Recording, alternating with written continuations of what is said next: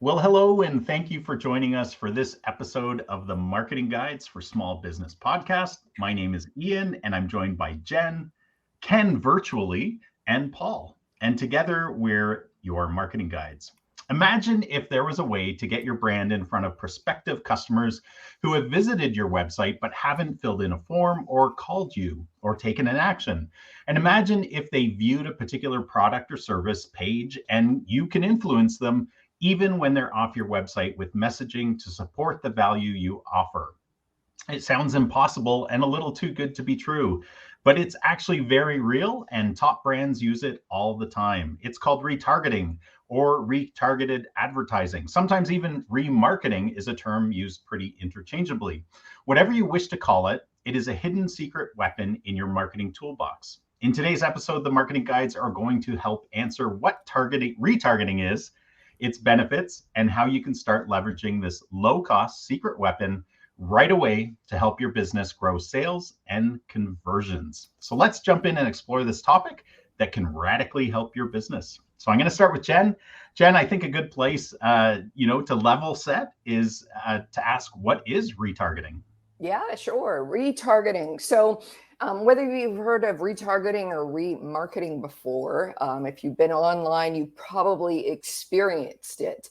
And what that is you've got those little ads that follow you around. So say you've gone to Amazon, you've gone to a website, you've looked at something to purchase, let's say, and decided not to purchase it. And so for weeks upon end, you feel like you're being followed around the internet with these ads showing up for the very thing that you were looking at. So that is retargeting. It doesn't always have to be that invasive or that, crazy making, but in a sense, that is retargeting. So you've gone to a website, you haven't made the purchase, and the ads are, in a sense, following you around. Now I have to say, in all the research that we've looked at, that has always been the phrase, right? Like a user comes to your website, does not purchase. And so retargeting is sort of pitched as the way to help the user down the funnel, trying to get you back to the website. But here's the thing, and maybe we can park this for later if this shows up in the questions later. But sometimes it happens where you actually do purchase the thing, and then you get served the ads anyways. And so I know that can be a little maddening, right? Like, I already bought it, So, but anyways, that is, in a nutshell, 101 level retargeting. I love it. Thanks. That was a great explanation, Jen. And yeah, just like you were saying, how sometimes it can not work properly, where people, actually do the action you want them to do, and then you hit them. You're continually hitting them with the same message. Businesses that are doing it well can actually, if somebody buys something from you as a business or hires you as a service in a particular area, you can, if you're doing it well and smartly, you can then place in front of them kind of affinity products, cross-sell products, if they, and even if it's a product or a service, but if it's a product and they buy the product and there's an accessory to it, then that's a brilliant way to, hey, did you, here's this widget that goes along with the gadget you got, Yes. Yeah. No, that makes sense. And the next question is going to be for Ken, and we have a recorded message from Ken. But the question is, why do companies need retargeting, and isn't getting someone to your website enough? So that's the question I posed to the virtual Ken. Hey, this is Ken. Yeah, so companies really do need to think about retargeting, and the reason is because only about 4% of people who visit your website are going to convert on that first visit. Most people are, when they first come to a website, they're literally just looking to gather information and, to help them start to make a better decision. They're looking for somebody who can solve their problem. And so from that perspective, it's absolutely critical. Most people, when they hit your website, they may never come back. So, part of good website design, obviously, is to make sure that they they want to stick on your website. They want to spend time and learn more about your business. But aside from that, retargeting is a way to get them back on your website. And so it's really, really a critical thing to do, especially if you have a longer customer journey or buyer cycle where there are more steps and it takes longer for somebody to make a decision. So, remarketing for restaurants is probably not as critical. Remarketing for emergency services like emergency plumbing, certainly can be beneficial, but it may not be as helpful in the remarketing journey because people are looking to make a fast decision. And so they may contact the first business that gets in contact with them. And because they've got a critical problem that needs to be solved. So, but most other businesses really could benefit from retargeting or remarketing, as we call it. And that is because, like I said, most people don't convert the first time they visit your website.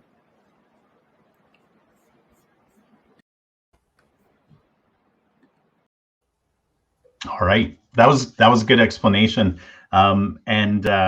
Yeah, I think one of the interesting things about what Ken said too is that there's certain industries, even B2B versus B2C, where sometimes it has greater application.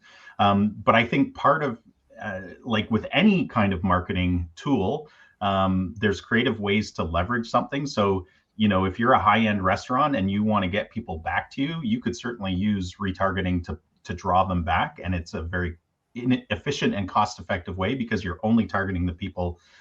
You can even retarget people on a list, right? So I won't go too deep into that because I think we'll cover some other things later on. But Paul, can you in layman's terms share how retargeting, like we've talked about what retargeting is, but how does it actually work? Without getting technical? Well, in layman's, and then if we want to delve deeper, certainly.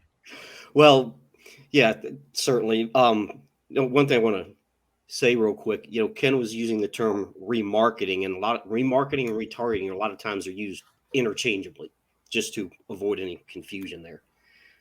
So, in order for it to work, it does require some upfront work that you have to put in place. You're going to need some kind of tracking code on the website or the landing pages that you're driving people to. And I guess first, let's talk about how you define a conversion, because generally, if your goal is newsletter signups and someone signs up for your newsletter, that's a conversion. And a lot of times retargeting or remarket, it's defined as retargeting people that haven't converted. But that goes back to define a conversion. If someone signs up for a newsletter, that's a conversion if that's what you want them to do, and you do want them to do that, but that doesn't mean you're not going to retarget them. I tend to look at it as someone that hasn't purchased, because if someone signs up for a newsletter, that's great, but that doesn't make me money. So, if someone lands on a website, you're driving Travis, someone clicks on a paid ad, and they go to the landing page and they don't complete an action, they don't call, and this is where you have to track all this stuff so you know what's going on. If they don't call or they don't fill out a form, well, then you put them into a remarketing list, and then you target that list. This goes back to what Jen was saying. Don't want to get too technical here, about they purchase the product, service, whatever, and then they keep getting these ads. Well, you have to set your audience window. There's a lot of things on the back end you can do to prevent that from happening. You have to kind of know what your sales cycle is. Mm-hmm. But it's, in layman's terms, it's really just people that haven't purchased or perform the conversion action that you want them to, and you put them into an audience, a remarketing audience, and you target them with specific ads. Awesome. Was that Awesome. simple enough? Was that Yeah. layman terms enough?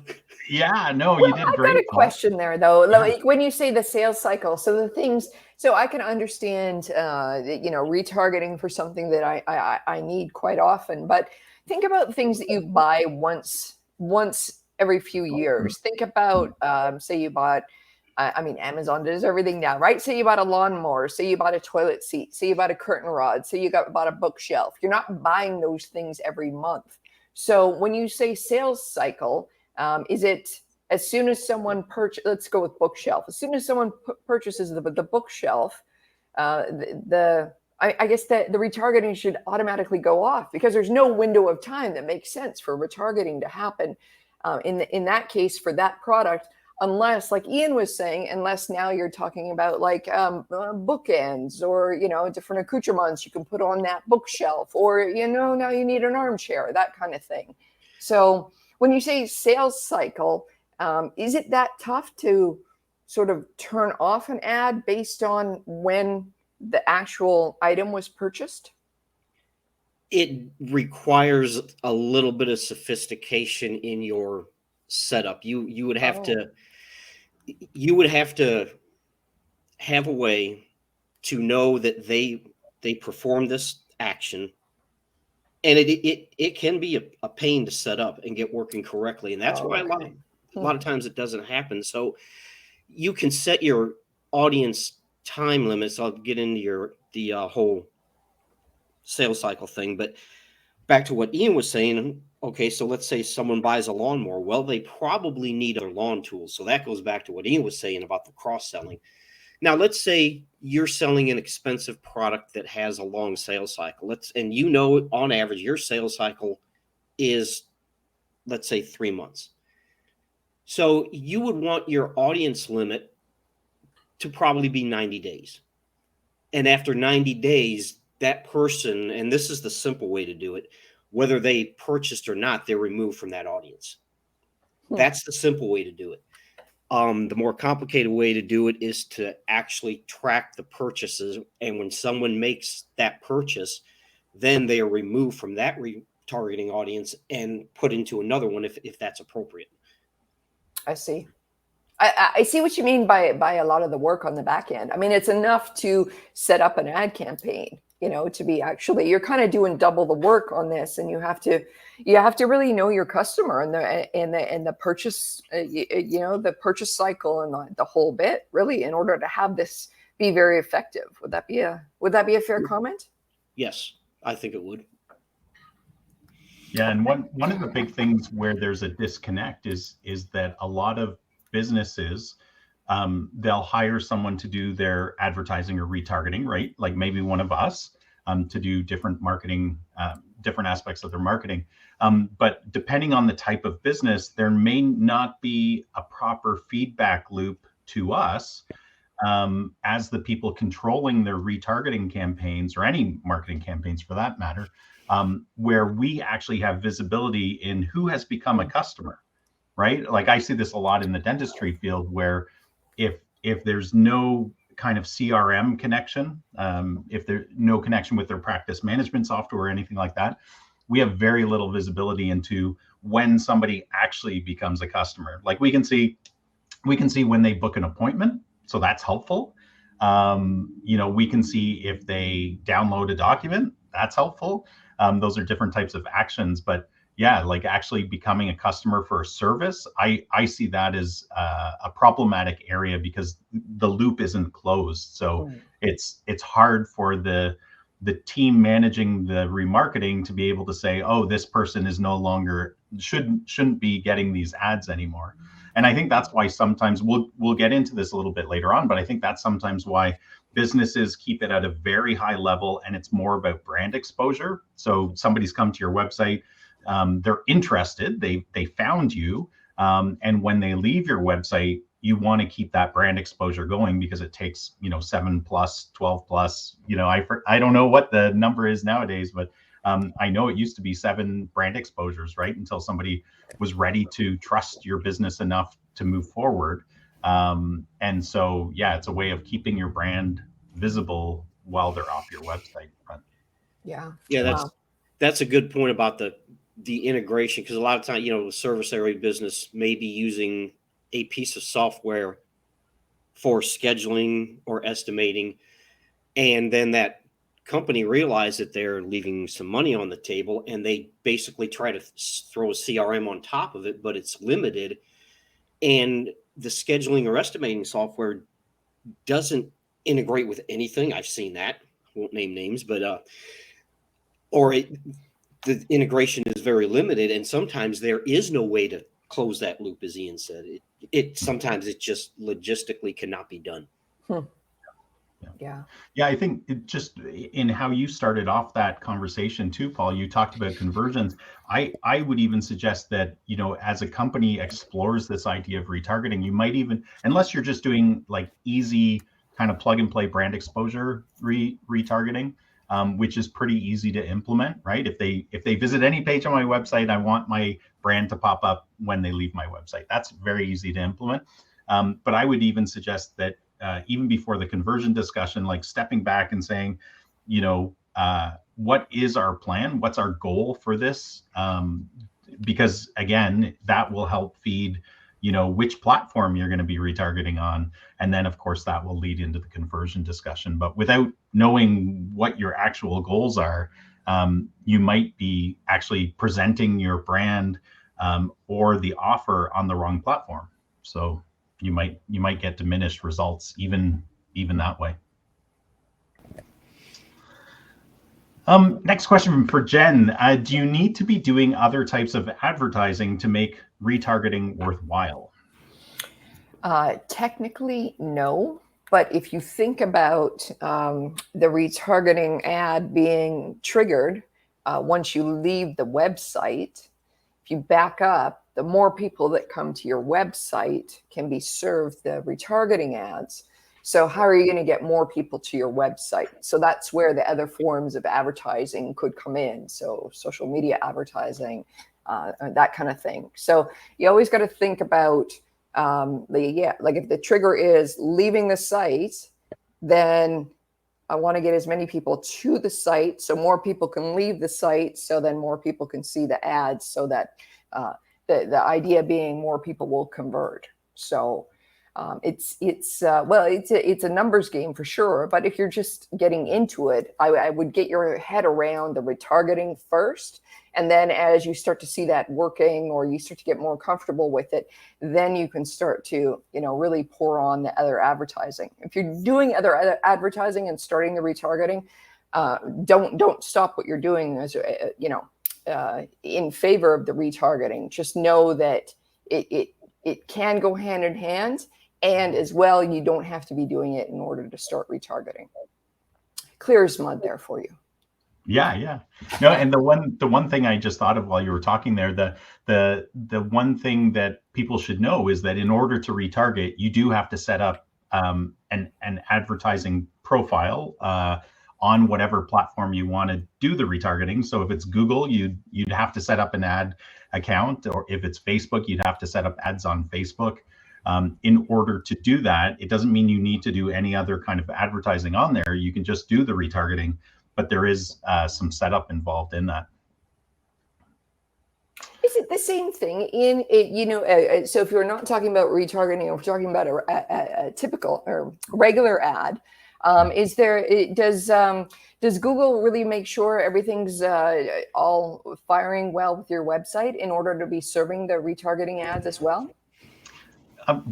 I'll be interested in what Paul has to say about this too. But I mean, Google doesn't care to some level, because they're happy enough to be getting ad revenue regardless of what's happening after the ad revenue. That's just one comment. And I have an example. I took over, and the reason I took over the dental client, or the reason we won their advertising spend, in order, the management of their advertising spend, was because they asked us to do an audit. We did an audit, and we actually found that their ads were performing wonderfully well. The prior agency was giving wonderful reports on here's how many impressions and clicks and click-through rate, and this was before conversions were really a thing in Google Ads. Like, it wasn't really connected that way a while back. But when we started to dig deeper into what web pages the ads were being sent to, because that was part of our audit, we actually found that none of the web pages existed anymore. So they were spending thousands and thousands of dollars every single month, and we couldn't even know like how far back this went, but we knew it was for months. So they were spending, we think they lost at least $10,000 in ad spend that was going nowhere. And so that's pretty important and I guess my point in saying that is that Google did not flag that. Like, it didn't say, hey, advertiser, you're sending ads to a web page that doesn't exist. Now Google ads are a lot smarter now, and there are some things where it'll say, we've stopped serving this ad because there's a problem, that kind of stuff. So it's a little bit more sophisticated now. But yeah, Google's there, especially with ads. They want you to be successful because you'll continue to spend more and more and more money. But their primary job is to grow your ad spend as a business. So they're not as careful with your ad spend as you would be as a business. Paul, I'm curious if you have any thoughts on that. Well, any advertising platform will offer you guidance designed to make them more money. I mean, it's absolutely true. That's just the way it is. And, back to your point, yeah, Google Ads actually is better about that. If you have a landing page that's not working, you will see a red banner, or within the ad itself, it'll say it's not serving the ads because the destination is not working. Yep. So they do that now, but you have to set up your conversions and your tracking properly. So they'll all offer you guidance on how to do that, but you can set up conversion tracking and you can set up conversion tracking correctly based on what you want to achieve. So all these platforms will give you general guidance on, and it will work to a point, but it may not be as detailed or give you the detailed data that you're looking for if you don't understand how it works and how to really set it up. Yeah, again, Google Ads is far more sophisticated now than it was, but even last year, a great example of how their recommendations were guiding customers wrong is that Google has like a recommendations tab basically in Google Ads, and it would say it would score your account. So every month your score drops unless you either accept or dismiss their recommendations. So if your clients are going into their account, what's that? That's annoying. So absolutely. So and what was really annoying is some clients were very active in their accounts, like just, hey, what are these guys doing? How's it going? And so even between our reporting cycle, they would go into their account and they would look at stuff and they would see this recommendation thing, and it was down to like 79%. They'd be like, what's going on? And we're like, we actually don't agree with what Google's saying, and here's why. And because Google used to, again, it's changed a little bit because they've changed their ad campaign structures. But one of the things Google always used to say is change your keyword phrases from phrases to the term, Paul. Broad match. Thank you, broad match. They still do that. They do, except the campaigns are smarter now. So sometimes it makes sense to do that. But if you did that and you were a plumber and you were looking for leaky toilet as a keyword for people entering, and they just put in and it was a broad match and they put in the word, new toilet or something they were looking for at Home Depot, that would actually present your ad. And so you'd be spending enormous amounts of money on ads that weren't doing anything, right? So you still needed to be really savvy, and you still do today. Yeah. And I don't want to get too far off topic here, but going to what you said about the broad match, you should never start a Google Ads campaign with broad match. The thing everything in ads is AI driven, okay? And that means it has to learn. So after you have been running a campaign for a while and you've done some optimization, after a few months, 6 months, whatever, it might make sense to go to broad match because you've given the system time to learn. But now, because everything is so AI focused, they've taken a lot of control away from us, and they're using AI to make a lot of these decisions.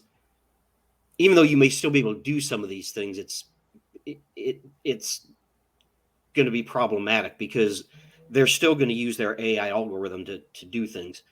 And anytime you make a change now because of the AI learning, you should really give the system 2 weeks to learn.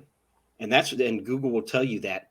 Now they've come out with these performance max campaigns, which I won't get into that, but it's a broad spectrum campaign. But now with that, they're telling you anytime you make a change, now you have to give the system 4 to 6 weeks to learn from that change.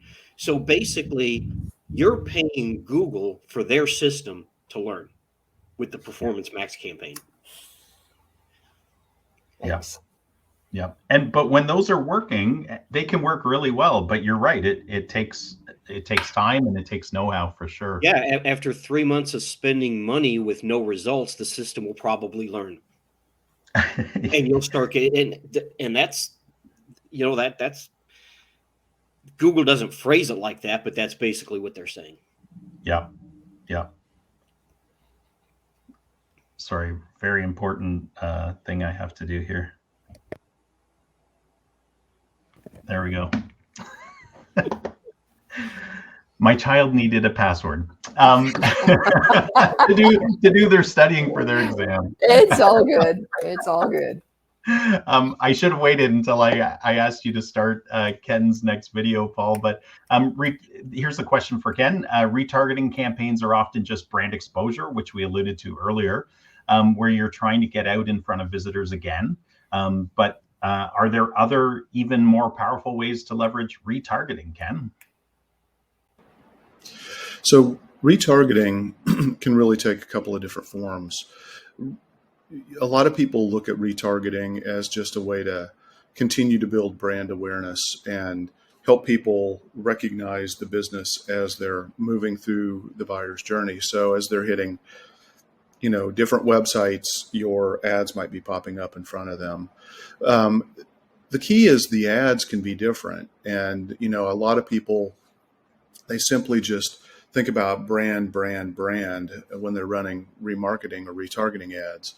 Really, I think the better thing to do is to look at running different types of ads. So yes, certainly running ads that emphasize and highlight the brand and make it, just improve the brand visibility and awareness. But second, consider using customer testimonials as part of your remarketing or retargeting ads, because again, that's helping build that know, like, and trust beyond just the know, which is largely the branding. You want to start to get to the trust, which can be customer reviews or testimonials. And then the third thing is to help nudge them or move them toward action, and that is to give them an offer. So give them a reason to go ahead and click through the ad and take advantage now and try to accelerate the buyer's journey. They may or may not be ready based on where they're at, but you're missing a big opportunity because a lot of people might be ready if you just gave them the right incentive to take that action.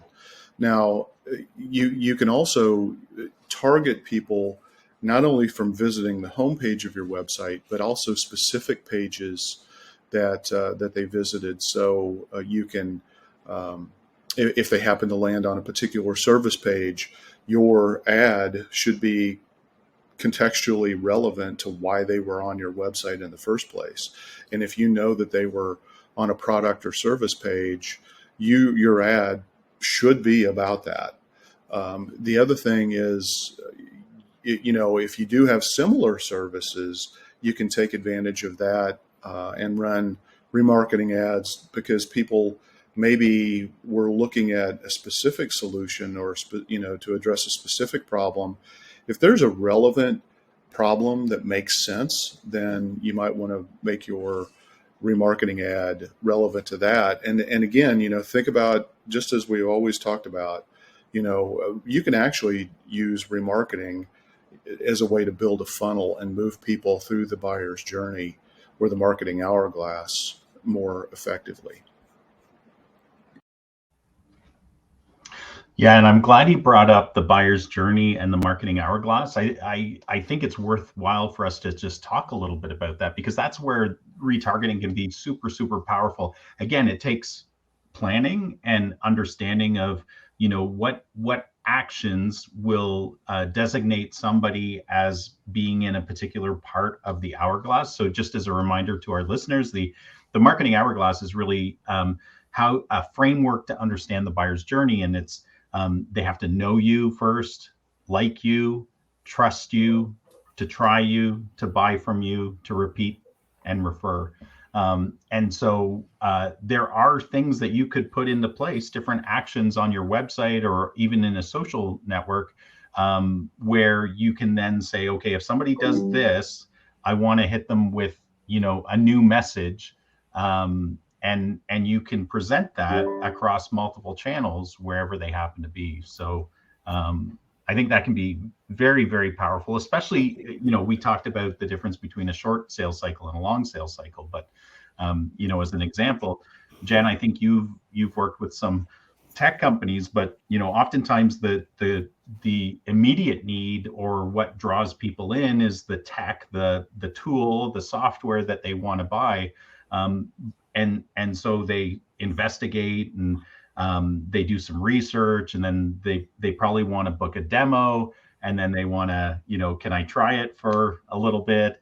And then they buy it. But then they're also, you could hit them with, we offer training and we offer support, and there's all sorts of, we can even do an implementation for you in order to get you up and started faster or something like that. Yeah, that's very good. There's also, I think we forget too, in the long sales cycle, oftentimes part of the reason why it is long is not only typically the financial, the financial price tag that goes along, the need of that product or service, every so often. But there's also usually more than one decision maker. And Right. You got to think about that. We, as I guess either the marketing team or the salesperson on this side, don't always get access internally to be able to convince those other influencers or folks that are making the decisions internally. So we have to remember that any kind of checklist or marketing collateral or video or anything like that may actually be the sales tool that your person internally is taking in to convince, his or her boss or his or her finance person. So the better you can equip somebody to just show a one slide, this is what I mean. So anything you can help the person that you're in contact with to do the selling internally for you, it could be very, very helpful. So how that could play out in retargeting is, the checklist or the one slide or the one infographic that explains it all, and that can really sort of act as a sales aid internally. I think that's one thing that that kind of gets missed, and I think you just have to go around. Go around the block once or twice, seeing that, internally something didn't get approved. And then you realize, okay, we got to help our initial contact sell internally as well. So how can we do that? So yeah. I think on retargeting, we have to remember it's not only about the product or the product that goes with the product that you just bought. We could also retarget with additional information as well. Yeah. Yeah. One thing with marketing or remarketing, that buyer's journey, that where they are in the sales cycle, that has to be kept in mind, because a lot of it, when you're running, say, Google ads, you're really, not always, but vast majority of the time, you're targeting people at the bottom of the funnel. But just because someone clicks on your ad, that doesn't mean they're at that bottom of the funnel. They were looking for something and saw your ad and clicked on it, and they may be in the process of doing research. And so in retargeting, if you're retargeting someone at the top of the funnel, that ad is going to be different than if you're targeting someone that's gone through there and is ready to buy. Yeah, very true. Mm-hmm. Absolutely. Yeah. No, that's cool. And I thought Ken did a pretty good job there in that recording. Paul, what platforms can you do retargeting advertising on? Well, the short answer is all of them, really.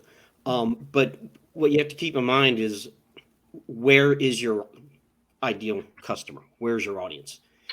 If your audience isn't on Facebook, then remarketing on Facebook isn't going to help you much. But it's also, the remarketing you do has to match that platform. So if you're doing display advertising within Google Ads, you need images, and you need quality images. And no, you should not use stock images, which you see it a lot. It happens.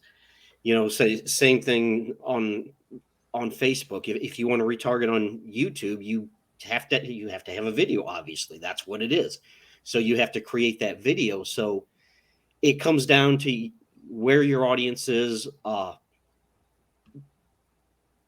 what platforms you can create content or pay to have content created for. So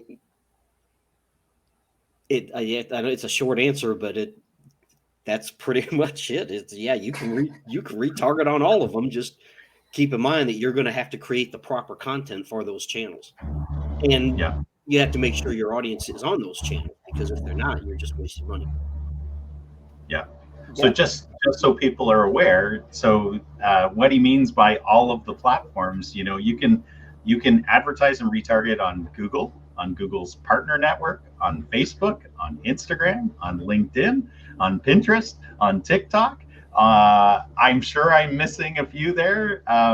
There's even broader networks, just ad networks that you can do it on as well. But absolutely. Yeah. If your audience isn't there, why are you advertising that?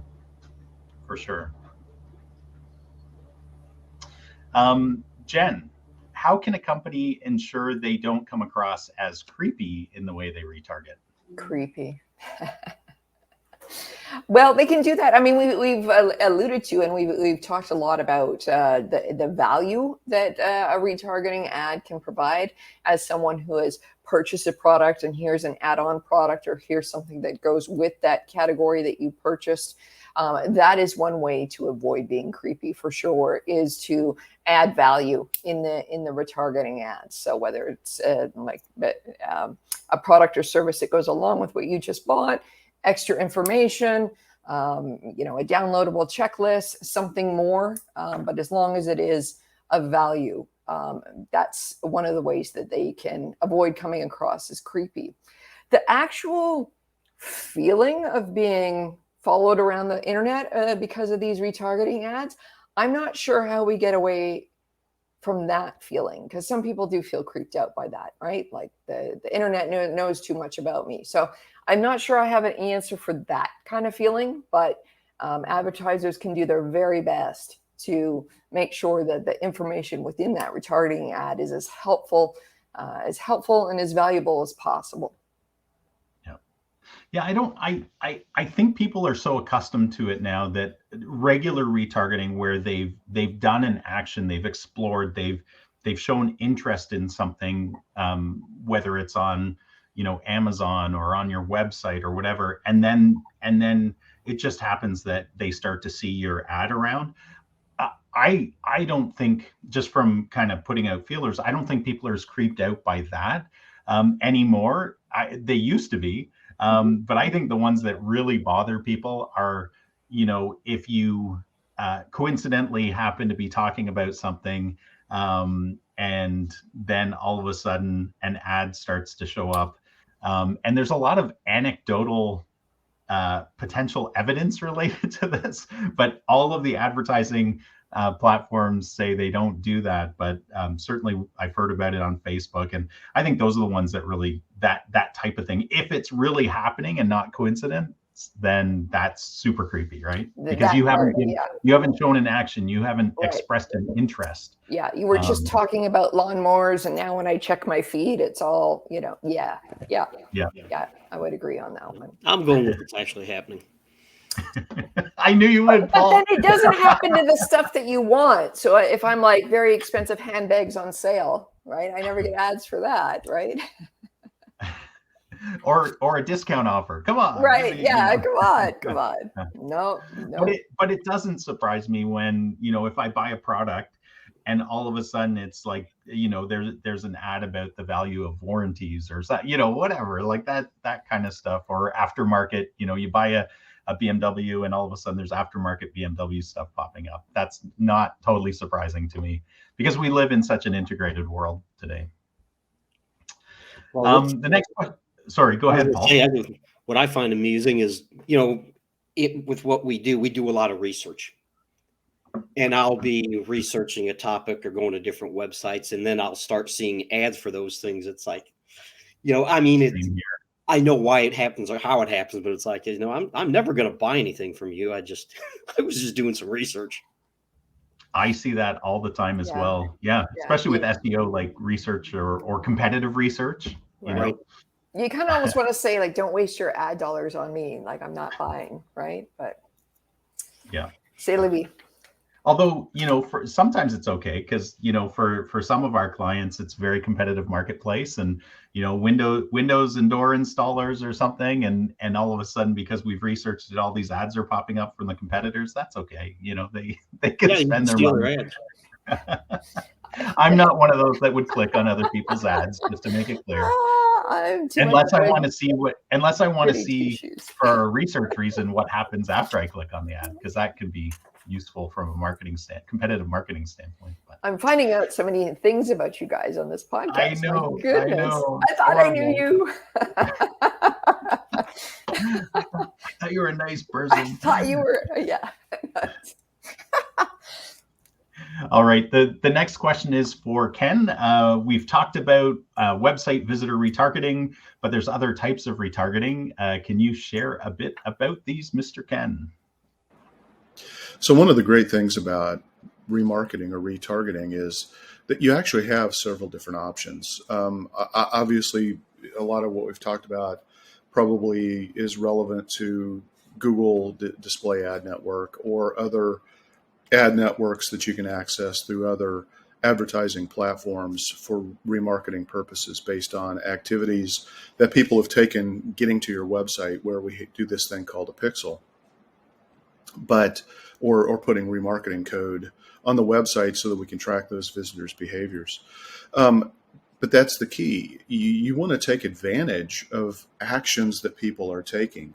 And so one of the things that you want to do is you want to look at how can you leverage social media, Facebook, LinkedIn, YouTube, for example. You can actually retarget people based on how long they watched a video, or if they clicked through onto a specific link or completed a specific form. You can take that knowledge and recognize that behavior, and then you can also launch a follow-up ad that, maybe the first one was awareness. The next ad could be based on the fact that somebody watched a video 50% of the way through.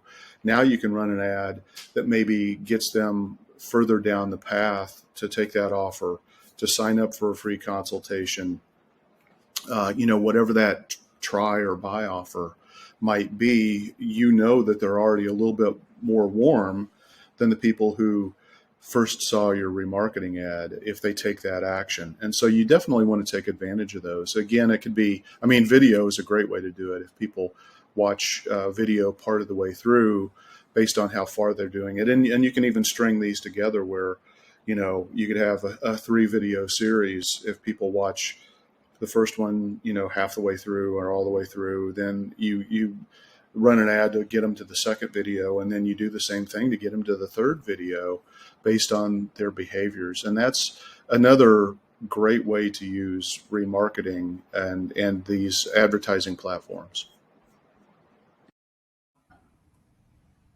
Good points. The one thing that we didn't really talk about from a technical side, like we've talked about the pixel a lot, because that's kind of the technology behind the connection between your website and the platform. But on a lot of the platforms, you can create an action. So if somebody takes a particular action, it could be a button click. Of course, it's pretty easy to set it up for if they visit a particular web page, like a thank you page. So if somebody's bought something or signed up for something and they go to a thank you page, you can then use that information. But a lot of times, people don't use button clicks or some of the other actions related to, I think even in Facebook, you can do like if somebody does a click to call, and I believe you can do that in Google as well, where you can, again, serve up different types of ads, which can be very powerful. But of course, it all comes down to, what's your goal? Is it worth the money to set, this thing up and keep it managed and running? And I think that leads really well into a question for Paul. Is retargeting expensive? In the long term, no. And what I mean by that, we talked a little bit about it, and you just alluded to it, is that it does take some upfront work to get it set up and working properly. So you're going to have that upfront cost because you do have to set all this retargeting up. You have to create your audiences and allow them to populate, and that takes time. But after that, it's actually one of the most cost-effective ways of advertising, because when you set up a Google Ads campaign, it's a search campaign. You put your headlines, your descriptions, you put your keywords in there, and you launch your campaign. Yes, that's oversimplified. Set your location targeting, but it's pretty simple to do. Optimization is a different subject, but it's pretty simple to get it set up and running. But you're targeting anyone that does a search for the keywords that you're using, whether, and maybe they're interested in buying or not. But with retargeting, you're targeting people that have actually taken an action. And even if it's just clicking on an ad and going to a landing page, and maybe they clicked on something else, or, they have expressed interest. So you're only showing ads to people that have expressed interest, as opposed to a broad audience that may or may not be interested. Yeah, and depending on how many customers or visitors you have to your website, you could be spending an ad spend on retargeting of $20 to $70. For a lot of local businesses, that's plenty to continuously reach that audience over and over and over again. But if you're, a much larger business, like an e-commerce business, it's obviously going to grow your budget will have to fit the size of your target audience or the audience that's come to your website. Yeah, that's definitely something that you have to keep. Even though retargeting is less expensive, it still depends on how big is your audience that you're retargeting. Yeah. And one of the things that came to mind as you were talking, Paul, was there's one of the things I found with any ad campaign, but it's certainly true with retargeting as well, is that the law of diminishing returns is very, very true in any ad campaign and any ad platform. That you could have enormous success in your first 3 weeks to a month, and then you'll see constant. Is that going the right way? Yep. Dropping over time, unless you're constantly changing, optimizing, flexing it to be different.